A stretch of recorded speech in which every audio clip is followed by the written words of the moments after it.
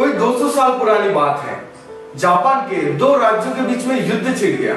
छोटा जो राज्य था बहुत भयभीत था, बहुत डरा हुआ था, उसका हारना तय था।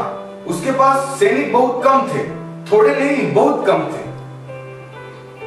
उस छोटे राज्य के सेनापतियों ने युद्ध में जाने से इनकार कर दिया। उन्होंने कहा, यह तो सीधी सीधी मूर्खता हो कि हम अपने सैनिकों को युद्ध में भेजें, क्योंकि अगर हम उनको युद्ध में भेजते हैं तो वो कटकर ही वापस लौटेंगे। हमारा हाथ ना तय है, इसे कोई नहीं रोक सकता। हम अपना मुंह पराजय की कालीन में पोतने के लिए तैयार नहीं और हम अपने सैनिकों को कटवाने के लिए भी तैयार नहीं। हमें इस हार से कोई नहीं बचा सकता। सम्राट भी कुछ नहीं कर सकता था। बात सत्य थी, आंकड़े सच थे।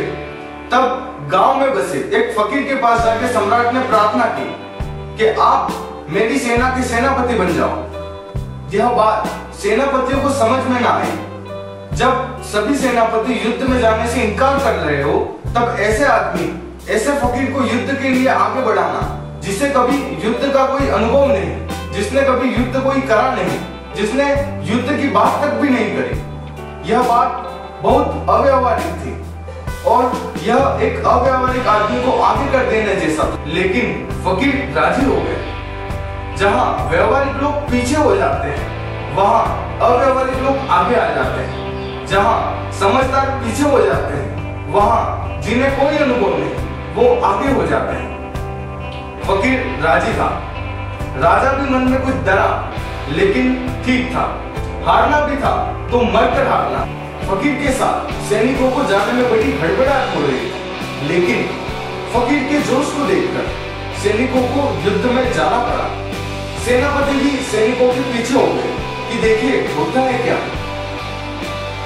जहां दुश्मन के पहाड़ थे, वहां फकीर ने अपनी सेना को रोका और कहा, इससे पहले हम युद्ध में जाएं, एक बार भगवान से हम आशीर्वाद ले लें, उनसे पूछ लें कि हमें युद्ध में जाना चाहिए या नहीं। अगर वो कहते हैं कि हमें युद्ध में जाना चाहिए, तो हम युद्ध के लिए आगे बढ़ जाएंगे और अपने दुश्मन को हरा के वापस लौटेंगे। और अगर भगवान चाहते हैं कि हम युद्ध में ना जाएं, तो हम यहीं से वापस घर की ओर लौट जाएंगे। सभी सैनिक मंदिर के बाहर आशा से खड़े हो गए।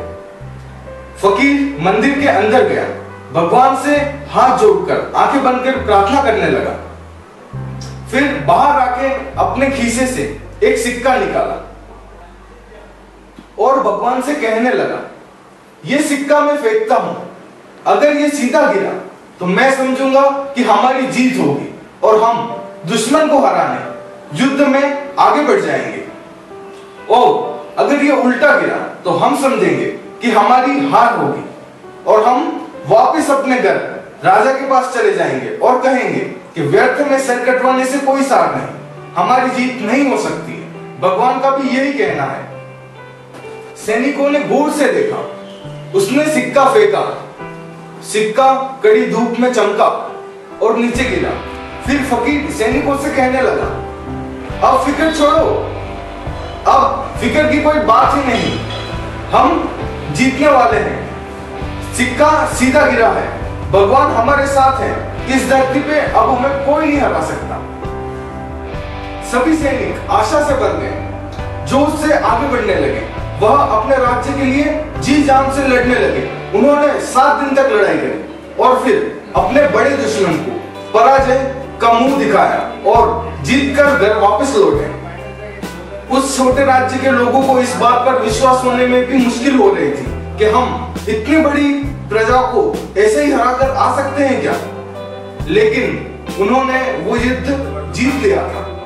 लौटते वक्त छोटे से मंदिर पे फकीर ने अपनी सेना को रोका और कहा, इससे पहले हम आगे जाएं, चलो मंदिर में जाकर भगवान को धन्यवाद दे दें। सभी सैनिक मंदिर के पास जाकर हाथ जोड़कर प्रार्थना करने लगे और भगवान को धन्यवाद देने लगे और कहा, हे भगवान, तुमने हमारी मदद की, तुमने हमें रास्ता दिखाया, तुमने हमें यह इशारा करा कि हम जीत सकते हैं, इसलिए हम युद्ध में जीत गए।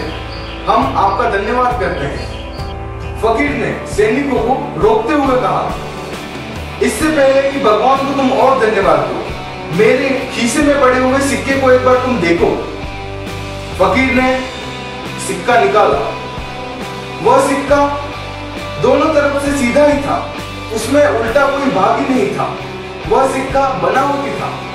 मैं आपसे कहना चाहता हूँ, जीवन के सारे काम इस बात पर निर्भर करते हैं कि हम जीत की आशा से कितने भरे हुए हैं या कि हम हार के ख्याल से डरे हुए हैं।